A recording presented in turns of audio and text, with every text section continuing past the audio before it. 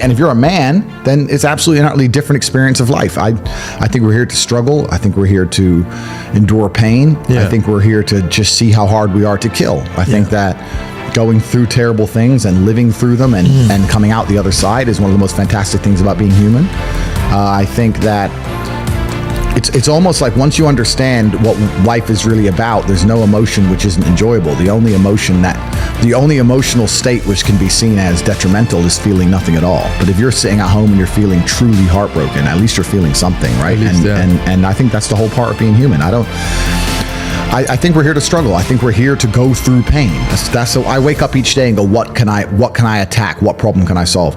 And look at history. Why did Genghis Khan wake up and want to conquer the whole world? Why did Napoleon conquer the world? Why did Alexander the Great conquer the world? You just wake up and just say, give me this, give me that. I want all of it. I need to, there's an army there, they're really big. We're better. It's intrinsic. Yeah. You need to go and conquer. That's the purpose of life.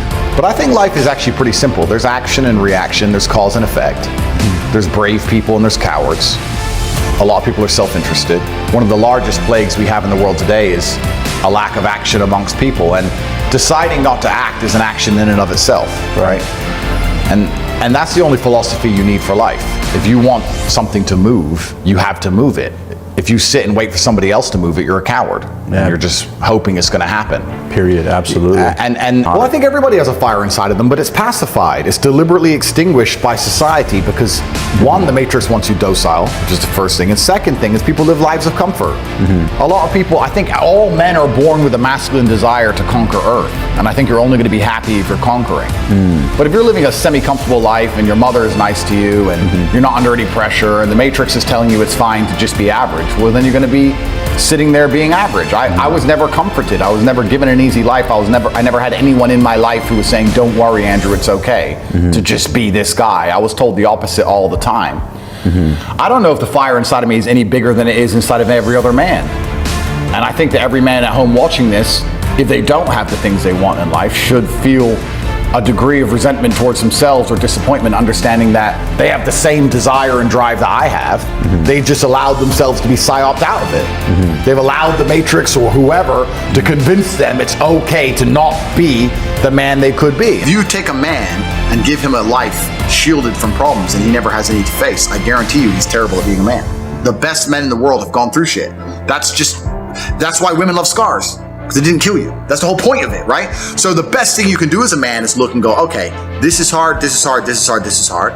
I feel negative because these are all so difficult. I'm struggling with X, Y, Z. Let me internalize all of that and turn it into a superpower.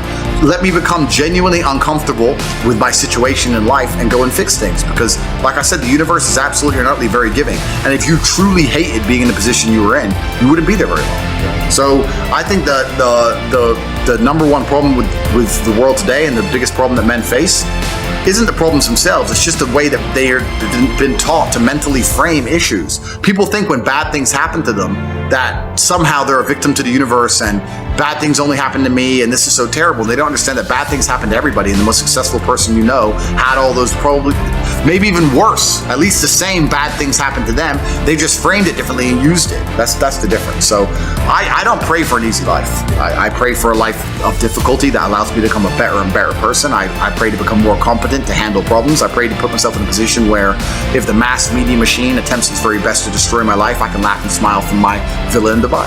This is who I pray to become. I don't pray that nobody hurts me. I pray to be able to fight. So it's just a different mentality. One of the most terrifying but also gratifying things of life as a man is that we're all born relatively valueless. I don't think women are born that way. A woman, if she's born, especially if she's attractive, has an innate value. People just want her no matter what. But as a man, if you're not an important man, nobody gives a fuck about you, and they're never going to care. So you have to build yourself from the ground up, and that's scary for a lot of people, but it's also a massive opportunity. You can decide if you want to be a famous musician or a nice sensitive poet or a painter or a kickboxing world champion or a businessman. You get to decide on all the different characters in the video game. You can choose, who do I want to be? And then if you actually try, you can become it. Isn't that amazing? You can wake up and go, you know what? I want to be this kind of guy. I knew who I wanted to be. I wanted to be the dude pulling up in the Lambo, 3 a.m, gets out. Everyone's like, who is this big, strong, rich dude? I wanted to be that man, so I became him. And if you don't want that, if you want to go be a musician and play guitar and get a bunch of chicks and chill in Bali and smoke weed, whatever, You can choose your character and build it. I think the biggest problem is people don't want to choose. They don't know what they want to do, and they can't figure out how to do it. And also they think they've got to know everything about what they want to do before they can even start. So like when I went into business, I didn't have a clue what I was doing. And most don't. Yeah. Most are winging it to a certain degree. Oh, yeah, and you learn as you go. That's how you do it. You don't have to know. No one knows everything. So how are you ever going to know enough? You have to pull it off. No, I need to. No, I literally have to pull this off. I have to roll the dice. Most men don't understand what it feels like to roll a dice and you have to get a 6. They go, what do you mean you have to? No, I have to get a 6. Yeah. Oh, but what if you don't? No, I have to get a 6.